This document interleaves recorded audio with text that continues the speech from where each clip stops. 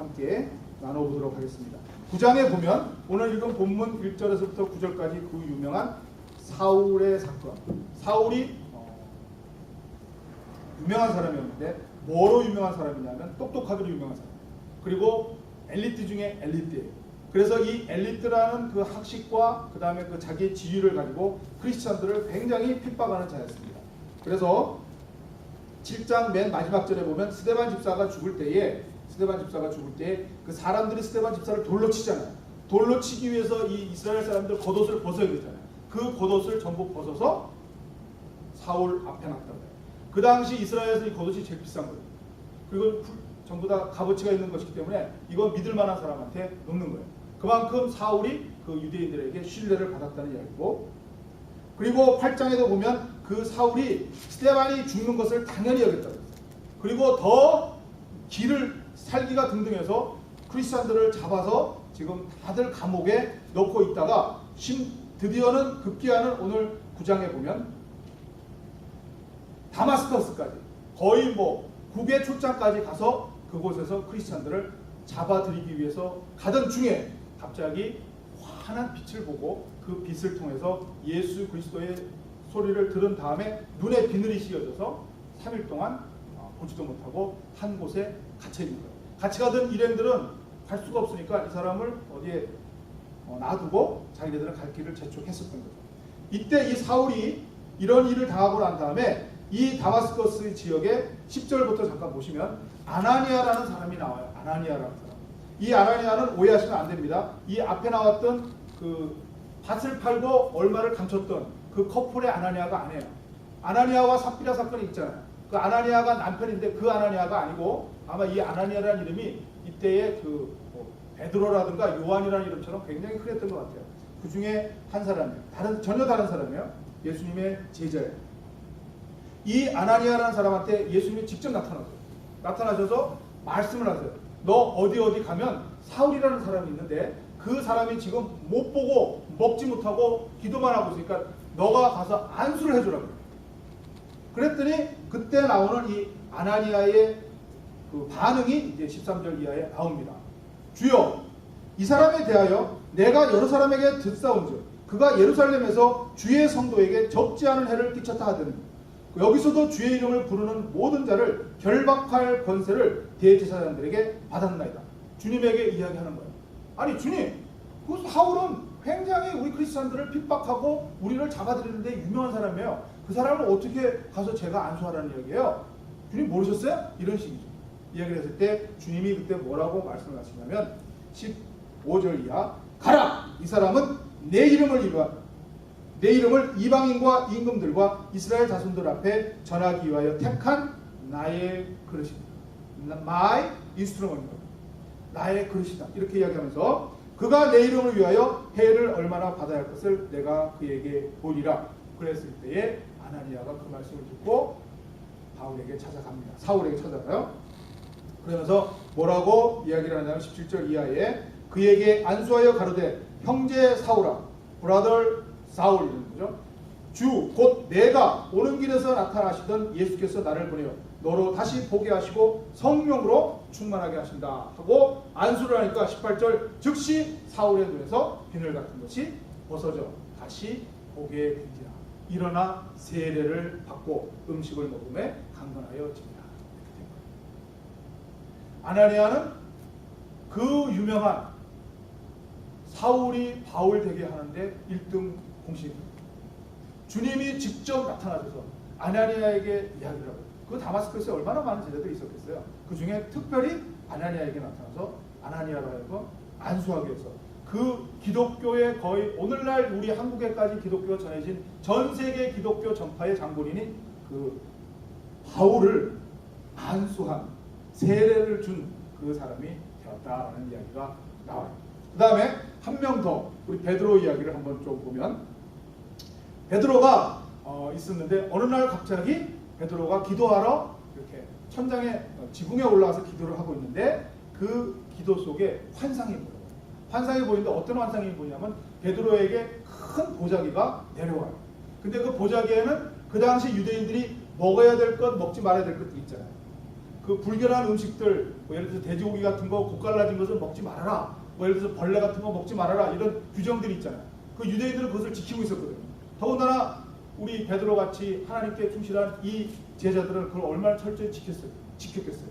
근데 환상 중에 보자기가 내려오는데 보자기 안에는 전부 더러운 것만 있는 거예요. 먹어서는 안 되는 음식들만 있는 거예요. 그런데 하늘로부터 주님의 음성이 들리는 거예요. 베드로야, 먹어라! 그랬더니 베드로의 반응은 당연히 제가 지금까지도 안 먹었었고, 제가 주님을 위해서, 율법을 위해서 이런 것을 가려서 먹었는데 제가 이것을 어떻게 먹습니까? 내가, 주님이 하시는 말씀이, 내가 거룩하다라고 한 것을, 거룩한 것을 먹어라, 이렇게. 그걸 3번이나 이렇게. 그리고 환상이 끝이 나. 그랬을 때 누가 왔냐면 집 밖에 로마 백부장, 오늘날 지금 소대장 정도 되나요? 100명의 대장이면 어때요? 중대장인가요? 오늘날의 중대장 정도 되죠. 그 로마가 그 유대인을 점령하고 있었잖아요. 유대 지역을. 그리고 거기에 주둔하고 있는 군인들의 백부장이면 꽤 센 거예요. 오늘날로 치면, 우리 한국으로 치면 일제시대의 일본 순사의 경찰서장 정도 되는 거예요. 그 사람이 사람을 보내서 베드로를 청하는 거예요. 그러니까 이건 있을 수 없는 일이에요. 왜냐하면 베드로는 유대인이에요. 그 사람은 로마 군인이에요. 로마 군인이 청하면 당연히 베드로는 유대인은 같이 상종을 안 하잖아요. 안 간단 말이에요. 근데 하나님께서 그 환상을 보여주시잖아요. 그 자기는 더럽다고 생각했지만 주님께서는 거룩하다고 하는 것을 거부하지 말고 먹으라고 하는 그 환상이 생각이 나서 베드로는 그 고넬료가 보낸 사람을 따라 가요. 갔더니 고넬료가 온 집에 자기의 모든 가족과 모든 친척과 모든 친구들을 다 모아놓고 베드로가 들어오자마자 뛰어나가서 그 발 앞에 엎드려 절을 해요. 있을 수 없는 일이잖아요. 일제시대 때 그 한국 촌부가, 촌노인네가 가는데 일본 순사 경찰서장이 뛰어나와서 맨발로 나와서 그 앞에 엎드려서 온 친척과 친구와 가족들이 다 보는 앞에서 엎드려 절을 한다는 게 말이 돼요. 그렇게 절을 하는 거예요. 그때 베드로가 일으켜 세우고 왜 나를 불렀느냐 그랬더니 자기가 기도를 하는데, 자기가, 이 고넬료는 로마 군인이지만 크리스찬이었어요. 하나님을 두려워하는 자였어요. 그래서 자기가 기도를 하는데 천사가 말하기를 어디에 가면 베드로가 있으니 베드로를 청해서 그의 말을 들으라 라는 그 환상을 듣고 그대로 보냈습니다 라는 거예요. 그래서 베드로가 그곳에 며칠간 묵으면서 하나님의 말씀을 준 거예요. 그랬을 때 고넬료뿐만 아니라 온 가족과 친척과 거기 모이는 사람들이 전부 하나님의 말씀을 듣고 세례를 받고 크리스찬이 되었다라는 이야기가 계속해서 나와요. 그래서 제가 오늘 사울이죠. 사울과 아나니아 그리고 베드로의 이 3가지 이야기를 가지고 함께 믿음과 통찰이라는 제목으로 함께 은혜를 나눠보기로 합니다. 이런 줄거리가 있는데 여러분, 이것은 계란이에요. 계란. 이 계란이 평범해 보이는데 이 계란을 평범하지 않게 이야기한 사람이 있어요. 바로 콜럼부스예요. 콜럼부스는 사람들이 계란이라고 하는 그 고정관념을 깨뜨린 사람이에요. 계란을 세워라. 계란을 세울 수 있느냐 할 때 사람들은 누구나 계란을 어떻게 세우냐 이렇게 했을 때 콜럼부스는 계란을 딱 갖고서, 요거 보이세요? 깨진 거 밑을 팍 깨갖고 세웠습니다. 계란 세울 수 있잖아. 우리의 고정관념이에요. 우리는 계란을 세울 수 있냐면 절대 계란을 깨트려서 세운다는 생각 안 하죠. 누가 거기에 제약을 가하지 않았는데도 우리는 계란을 못 세운다고 생각해요. 콜럼부스는 밑을 깨트려서 세웠습니다.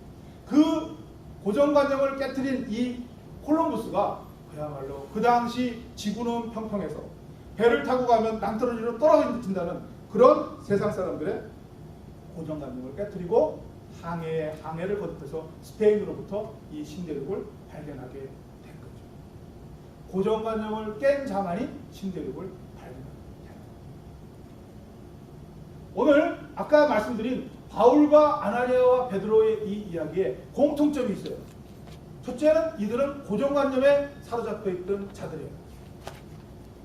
사울은 자기가 배운 학문으로 크리스찬들을, 예수를 믿는 자들, 예수 이름을 부르는 자들을 전부 잔멸하기 위해서, 성경에 나온 단어예요. 잔멸하기 위해서 살기 등등해서 그들을 색출해서 감옥에 집어넣는 거예요. 왜요? 이 사람은 엘리트 중에 엘리트예요. 자기가 배운 대로 한 거예요. 세상의 학문이 가르친 대로 한 거예요. 가말리엘 문화에서 율법을 배운 대로 한 거예요. 바울은 학문의 고정관념을 사로잡고 있었어요. 아나니아는 세상의 평판으로부터, 소식으로부터 고정관념을 사로잡고 있었어요. 주님이 가서 안수해줘라. 사울이라는 자를 안수해라 할 때 뭐라 그래? 주여, 제가 들었는데요. 그렇죠.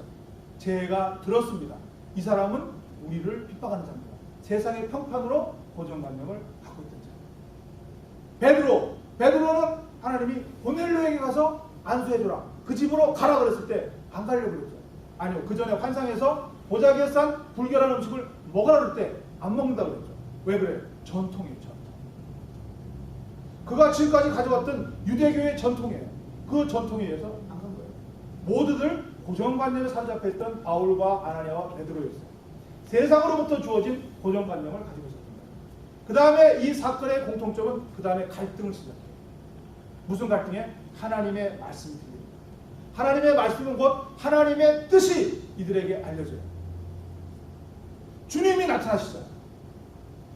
사울은 그 당시 다마스커스를 향해서 가는 도중에 환한 빛을 보고 누구세요? 그랬더니 네가 핍박하는 나 예수다 라고 했을 때 그 예수가 자기에게 들어오면서부터 3일 동안 눈이 멀면서 식음을 전폐하면서 기도하면서 거기에서 갈등이 시작돼요. 자기의 학문으로부터 가졌던 고정관념과 만났던 지저스로의 예수님과의 갈등이 시작돼요. 아나니아 자기의 평판으로부터 세상의 소식으로부터 판단했던 그 사울에 대해서 하나님이 다르게 이야기하니까, 주님이 자꾸 자기에게 다르게 얘기하니까 얘는 내가 예비한 그릇이다 라는 이야기가 들어오니까 그때부터 갈등이 시작됩니다. 베드로도 마찬가지예요. 자기는 당연히 먹으면 안 되는 음식인데 주님이 자꾸 그걸 거룩하게 만들었다고 먹으라고 하니까 갈등이 시작됩니다. 이 세 사람의 그 사건의 공통점이에요. 그리고 나서 나중에 어떻게 돼요? 세 명 다 순종으로 가요. 자기의 생각을 버린다고요. 그리고 하나님의 뜻을 따라요. 주님의 뜻을 따르는 공통점이 있어요. 순종. 이런 공통점이 있어요.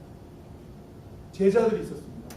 제자들은 주님을 쫓아다니면서 3년 동안 쫓아다녔어요. 그런데 그 3년 동안을 나중에 보면 고정관념 속에 쫓아다녔다는 것을 알 수 있어요. 자기라는 생각, 자기의 전통과 자기의 학문과 자기의 욕심과 자기의 모든 것을 동원해서 하나님의 생각으로 믿은 게 아니라 자기 생각대로 고정관념으로 믿었다는 것을 알 수 있어요. 왜냐하면 십자가 사건이 일어났을 때 그들은 전부 도망갔거든요. 주님이 그 십자가에 못 박히기 훨씬 전부터 계속 그 사건을 예고해 주셨어요. 인자가 잡혀서 죽임을 당하고 3일 뒤에 살아나리라 라는 말씀을 계속 가르쳐 주셨어요. 그럼에도 불구하고 그 말을 깨닫지를 못하고 믿지를 않은 거예요. 왜요? 자기의 생각이 없었습니다. 십자가의 죽음은 어리석다라고 생각합니다.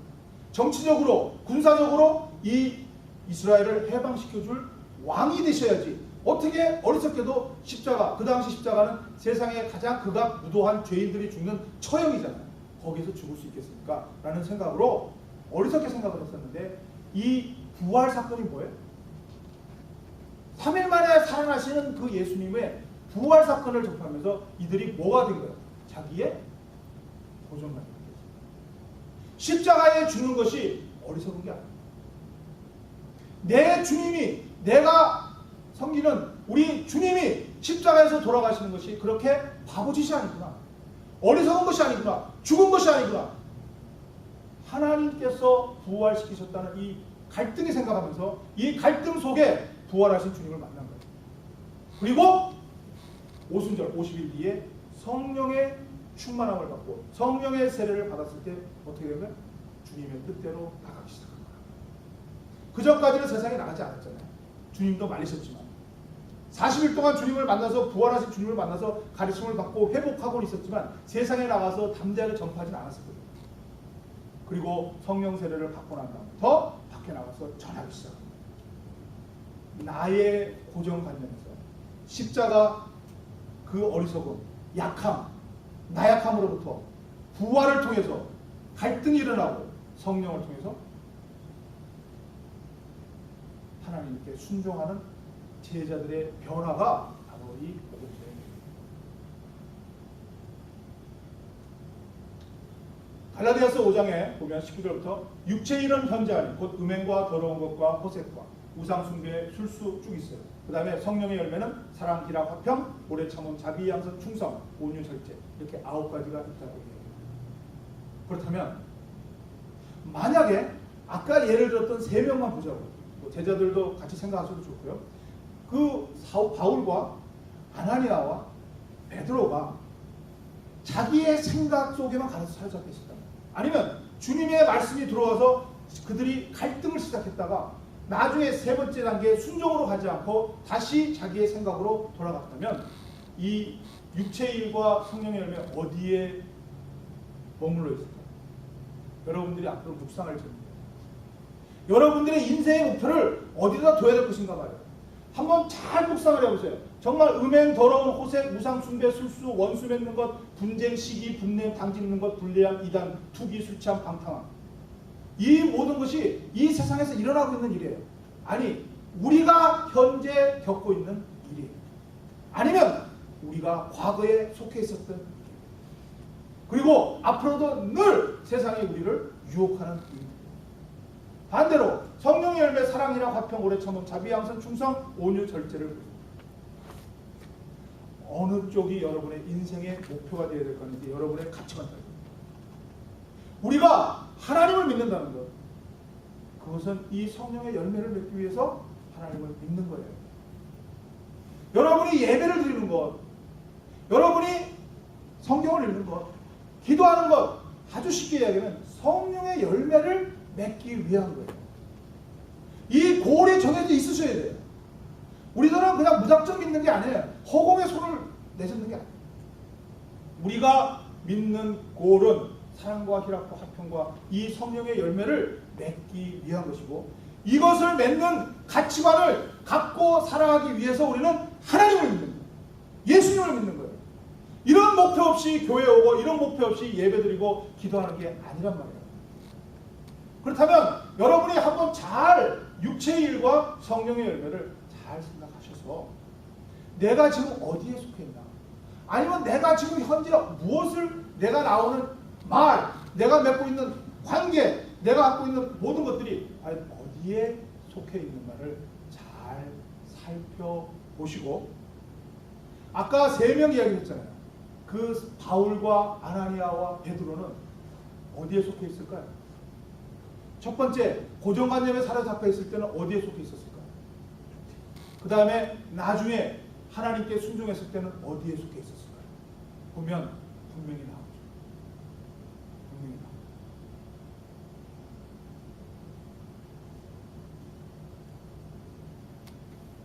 여러분이 잘 아시는 요셉 이야기가 있어요. 요셉은 아버지 야곱으로부터 사랑을 많이 받아서 늘 색동저고리 채색 옷을 입고 다녔다고 했어요. 그것을 형들이 질투해서 나중에 죽이잖아요. 아니, 죽이려고 했죠. 그래갖고 웅덩이에 집어넣고 죽이려고 할 때에 뭐 유다라든가 루벤이라든가 그 위에 있는 사람들이 잘 설득해서 팔고, 대신 그 입었던 채색 옷, 요거 지금 그림이 잘 나와 있는 것 같지 않은데, 채색 옷을 가지고 그 짐승의 피를 묻혀갖고 아버지 야곱에게 갖다 주고, 아버지 요셉을 찾았는데 찾지는 못하고 요 옷만 발견했습니다 라고 피 묻은 채색 옷을 야곱에게 갖다 줘요. 그랬을 때 야곱은 당연히 짐승이 내 사랑하는 아들을 잡아 먹었구나 라고 생각하고 죽은 거로 알고 있었어요. 어느 게 진실이에요? 야곱이 죽은 게 진실이에요? 야곱이 살은 게 진실이에요? 그러나 아니 요셉이 죽은 게 진실이에요? 요셉이 살은 게 진실이에요? 그러나 야곱에서 볼 때는, 야곱 입장에서 볼 때는 어느 게 진실이에요? 우리는 이 세상을 살아갈 때 이런 일을 무수히 당해요.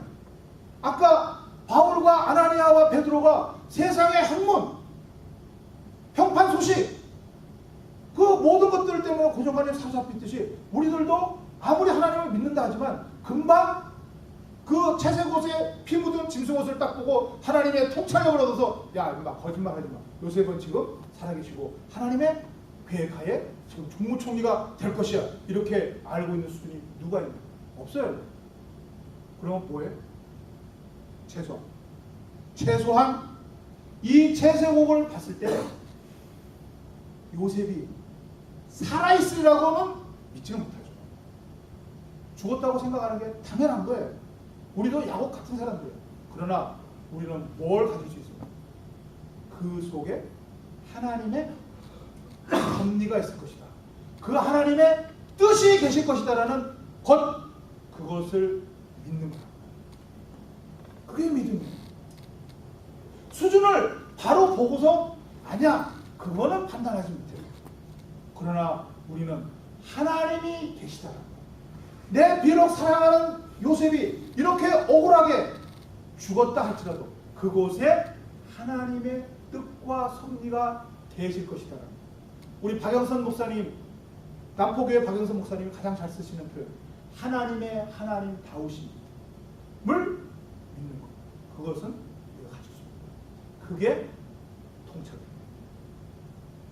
이것을 보고 살아있을 것이다. 그건 통찰력이 아니에요.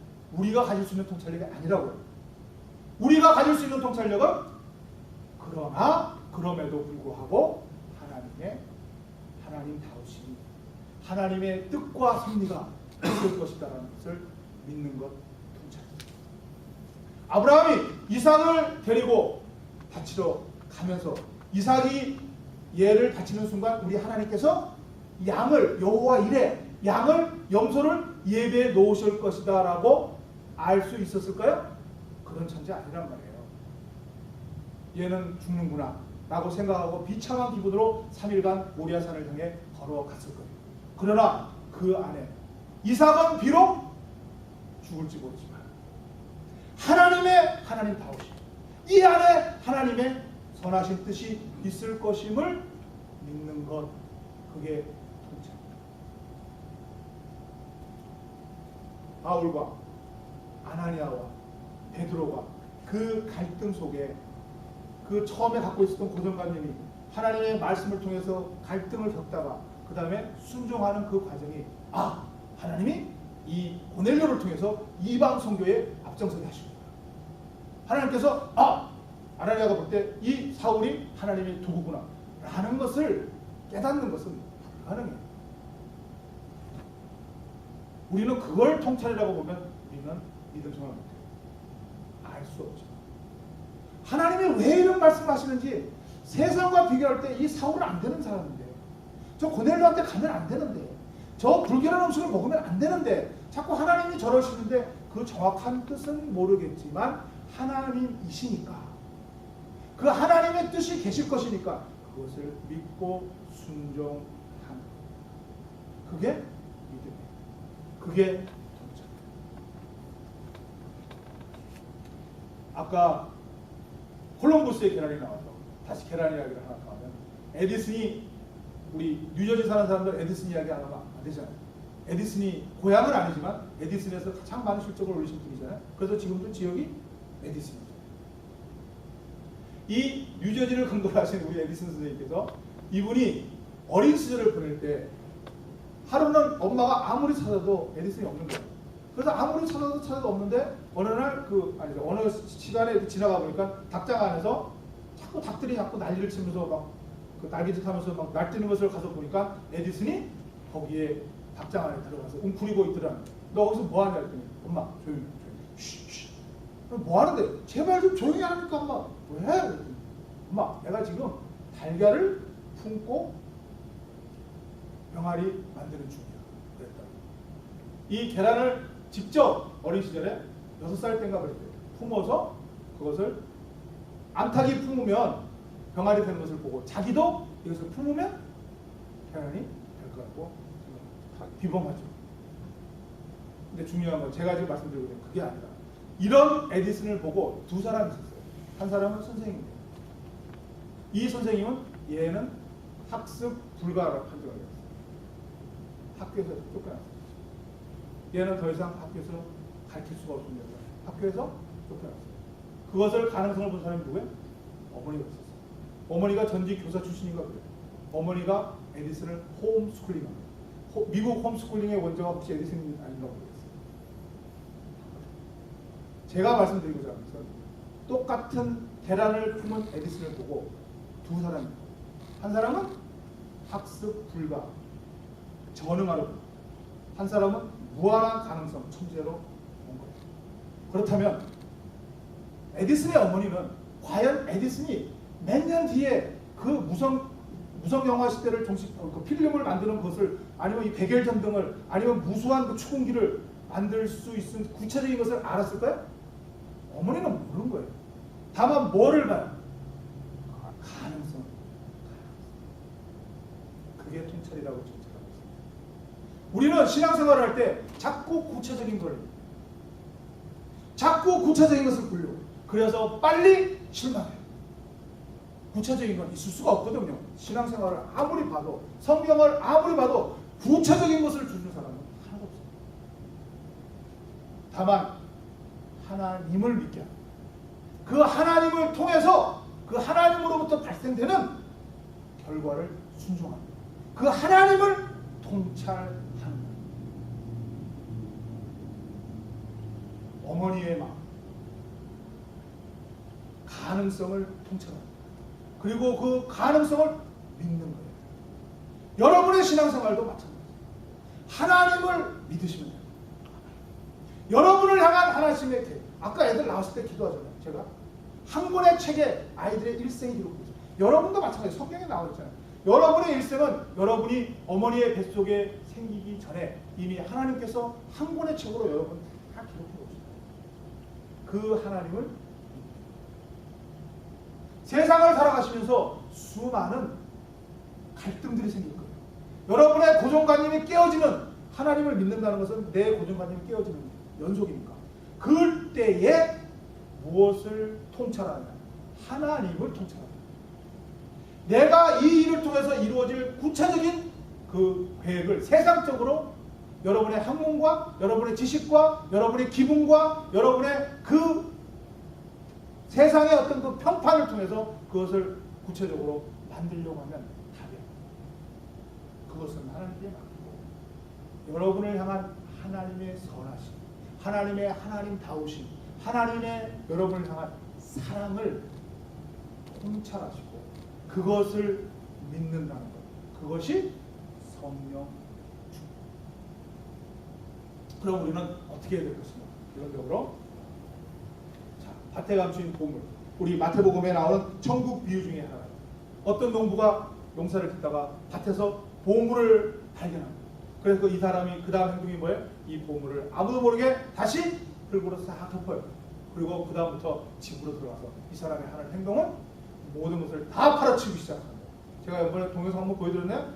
자기 와이프의 귀걸이도 빼가고, 자기 와이프의 목걸이도 빼가고, 온 집안에 있는 걸 다 팔아요. 그리고 뭘 해? 이 밭을 사요. 그 이야기가 나오죠. 우리들이 이 바울과 같이, 아나니아와 같이, 베드로와 같이 이 세상적인 고정관념에 사로잡혔다. 우리가 하나님을 만나고 하나님을 믿으면서 겪는 갈등 뒤에 우리가 어떻게 하나님께 순종하여 순종의 열매, 성령의 열매를 맺으며 살아갈 수 있는가? 어떻게 에디슨의 어머니와 같은 통찰력을 갖고 우리가 살아가서 에디슨과 같은 이런 위대한 열매를 생산해낼 수 있는가? 그 방법입니다. 여러분 밭속에 감추어진 보물을 사는 겁니다. 여러분의 속에 감추어진 보물은 하나님의 형상과 모양, 여러분을 향한 하나님의 계획이에요. 여러분을 향한 하나님의 사랑이에요. 그러면 여러분이 팔아야 될 것은 뭐예요? 바로 세상적인 학문, 포기하시죠. 세상적인 평판이 여러분이 갖고 있는 고정감, 여러분이 갖고 있는 기분이에요. 여러분이 갖고 있는 기질이에요. 제자들은 그것이 다 바뀐 거예요. 그게 성령 충만 이후의 일이잖아요. 이 일을 평생을 해나가. 여러분이 가진 것을 다 파는 거예요. 무엇을 위해서요? 밭에 감추인 보물을 위해서. 아까 말한 성령의 열매, 여러분의 가치관이 됩니다. 내가 아까 했던 그 육체의 일을 다 벗어던지고 성령의 열매를 맺기 위해서 이제는 내 평생 나가겠다라고 결단하시고, 그 아까 육체의 일을 가졌던, 육체의 일은 여러분 지금도 겪고 있고 얼마든지 겪고 여러분의 기질 속에 남아있고 다 남아있잖아요. 이것들을 하나씩 다 팔아서 밭에 감추인 보물, 성령의 열매를 맺기 위해서 살아. 그것이 이제 여러분의 가치가, 여러분의 목표가 됩니다. 여러분의 전 생애가 돼요. 그 삶을 이제 사울에서 바울로 턴입니다. 그래서 이 바울이 나중에는 예수 그리스도 외에는 모든 것을 다 배설물로, 베드로도 기꺼이 순교합니다.